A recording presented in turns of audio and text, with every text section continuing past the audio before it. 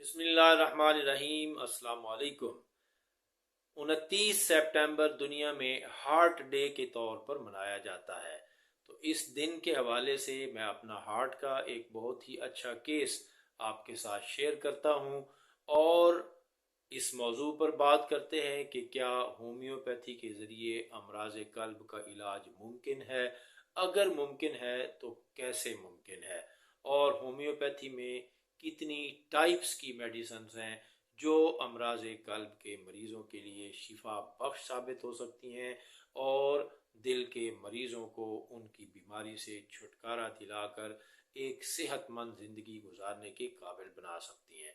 تو سب سے پہلے ہم بات کرتے ہیں کیس پر۔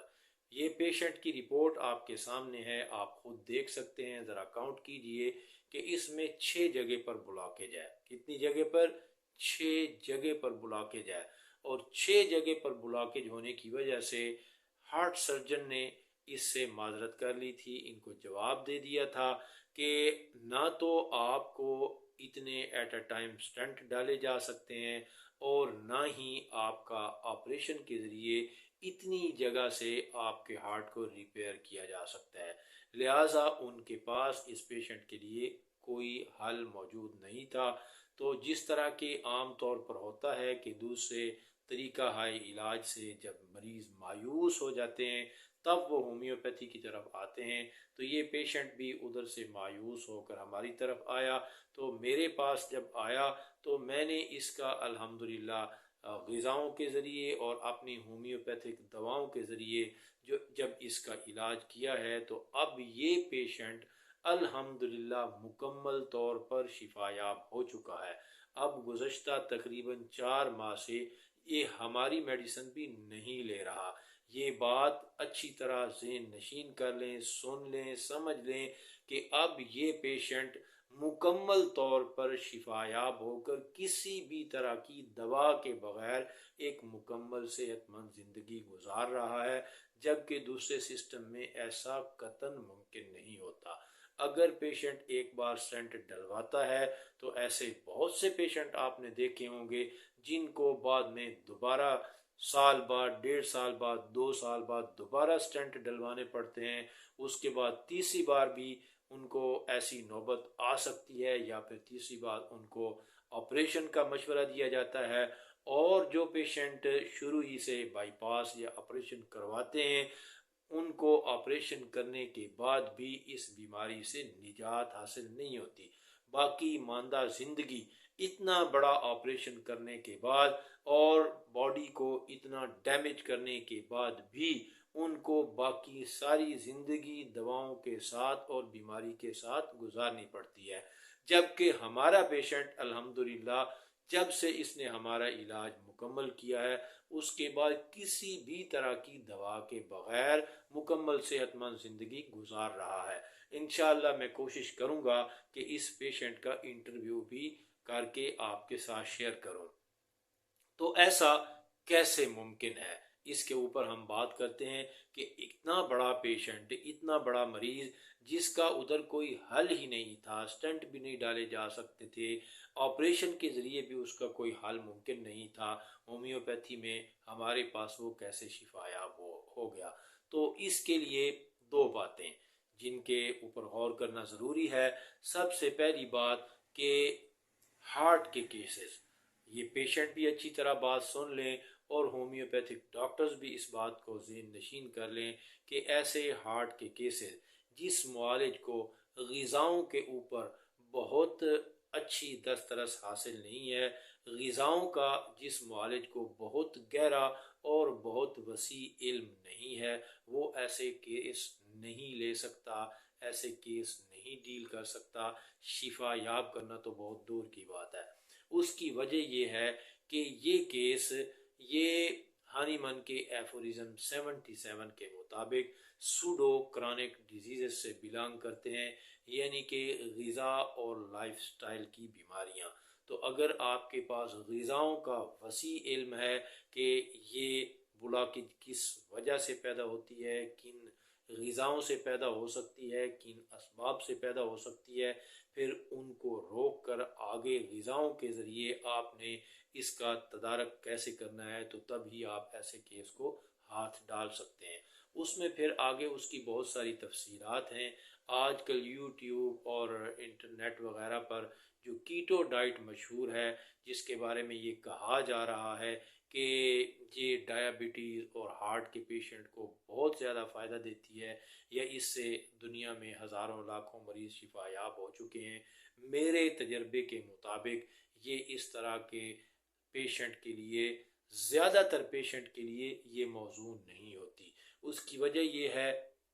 کہ ایسے بہت سے پیشنٹ ہارٹ کے، ان کے ساتھ اکثر ڈائبٹیز بھی ہوتی ہے، اور ڈائبٹیز کے پیشنٹ میں یا تو ساتھ لیور بھی ان کا کہیں نہ کہیں ڈسٹرب ہوتا ہے، اور یا پھر ان کی کڈنی کے اوپر تو دباؤ ہوتا ہی ہے۔ تو اگر پیشنٹ کا لیور اور اس کی کڈنی میں کوئی پرابلم آ رہا ہے، تو جتنی پروٹین، جتنا گوشت اور جتنی فیٹ کیٹو ڈائٹ میں یا پروٹین ڈائٹ میں دی جاتی ہے، اس طرح کے پیشنٹ کو نہیں دی جا سکتی۔ لہٰذا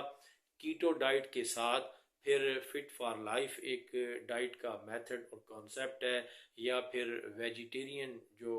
ڈائٹ کے مختلف طرح کے کانسیپٹس ہیں، یا اس کے ساتھ آج کل یوٹیوب پر اور سوشل میڈیا وغیرہ پر ایک اور انڈین ڈاکٹر، جن کو ڈاکٹر کھادر کہا جاتا ہے، کھادر لائف سٹائل، جو بہت زیادہ ملیٹس کو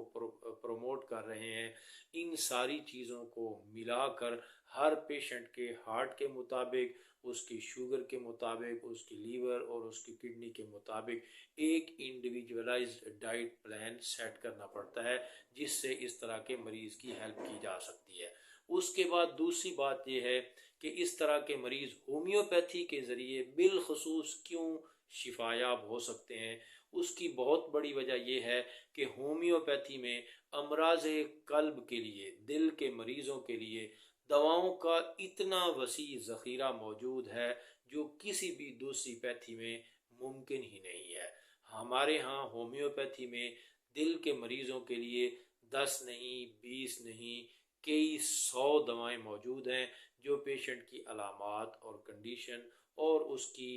پیتھولوجی کے مطابق اس کے لیے کام آ سکتی ہیں۔ تو ہومیوپیتھی میں جو میڈیسن ہارٹ کے مریضوں کے لیے کام آ سکتی ہیں، ان کو میں سمجھتا ہوں کہ 3 کیٹیگریز میں ڈیوائیڈ کر لینا چاہیے۔ سب سے پہلی کیٹیگری، جن کو ہم کانسٹیٹیوشنل یا بڑی دوائیں کہتے ہیں، وہ ہیں جس میں آرسینک آ جاتی ہے، کیلکیریا کارب آ جاتی ہے، لیکسس آ جاتی ہے، اور آرم میٹ آ جاتی ہے۔ یہ بڑی دوائیں ہیں، جو اس کے علاوہ اور بھی کافی ساری بڑی کانسٹیٹیوشنل دوائیں ہیں، جو ہارٹ کے مریضوں کے پورے کانسٹیٹیوشن کو، یعنی پوری باڈی کی اصلاح کر کے، ساتھ ان کے دل کی بھی اصلاح کر کے ان کو دل کی تکالیف سے مستقل طور پر نجات دلا سکتی ہیں۔ لیکن کانسٹیٹیوشنل میڈیسن کے لیے یہ بات ذہن میں رکھنا بہت ضروری ہے کہ کانسٹیٹیوشنل میڈیسن اس صورت میں ہی اپلائی کی جا سکتی ہے جب اس کی کانسٹیٹیوشنل انڈیکیشنز موجود ہوں، یعنی اس دوا کی مزاجی، ذہنی اور جسمانی مزاجی علامات میں سے ساری نہیں تو چند ایک ضرور پیشنٹ کے اندر موجود ہوں، تب ہی ان دواؤں سے فائدہ ہو سکتا ہے۔ آرم میٹ ہمارے ہاں ہارٹ کے پیشنٹ میں یا پھر ہائپر ٹینشن کے پیشنٹس میں کچھ ہومیوپیتھ علامات کے بغیر بھی دیتے ہیں، لیکن میں نے آرم کے یا کسی بھی دوا کی، اس طرح کی بڑی دوا کی، اس کی کانسٹیٹیوشنل یا اس کی کریکٹرسٹک سمٹمز کے بغیر کسی دوا کو، اس طرح کی دوا کو کام کرتے نہیں دیکھا۔ تو اگر کانسٹیٹیوشنل میڈیسن دینی ہے تو اس کے لیے کانسٹیٹیوشن کا اس دوا کے مطابق بالمثل ہونا ضروری ہے۔ اس کے بعد دوسری کیٹیگری ہے جو اس سے ذرا چھوٹی دوائیں ہیں، یعنی وہ اتنی بڑی اور اتنی وسیع دوائیں نہیں ہیں، لیکن وہ سرکولیٹری سسٹم پر کام کرتی ہیں، جیسے کہ کیکٹس ہے یا ڈیجیٹیلس ہے، اس طرح کی دوائیں ہیں۔ لیکن یہ دوائیں بھی تب ہی کام آ سکتی ہیں جب ان کی اپنی کریکٹرسٹک موجود ہوں، جیسے کہ کیکٹس کی اپنی کریکٹرسٹک ہے کہ کنسٹرکشن ہوتی ہے، جیسے ہارٹ کو کسی پنجے میں یا کسی جگہ پر اس کو زور سے بھینچ دیا گیا ہے، پنجے میں دبا دیا گیا ہے۔ اور اسی طرح ڈیجیٹیلس کی جو پلس کی اپنی مخصوص کریکٹرسٹک سمٹم ہے، اگر اس طرح کی کوئی انڈیکیشن ہو تو یہ دوائیں ہمارے کام آ سکتی ہیں۔ اور تیسرے نمبر پر ایسی دوائیں ہیں جو سمال ریمیڈیز ہیں، اور میں سمجھتا ہوں کہ جہاں کوئی مزاجی علامت نہ ہو یا پھر کسی اور دوا کی کریکٹرسٹک موجود نہ ہو، وہاں پر آپ پیتھولوجی کے مطابق مریض کی جو اندرونی یعنی اس کی جو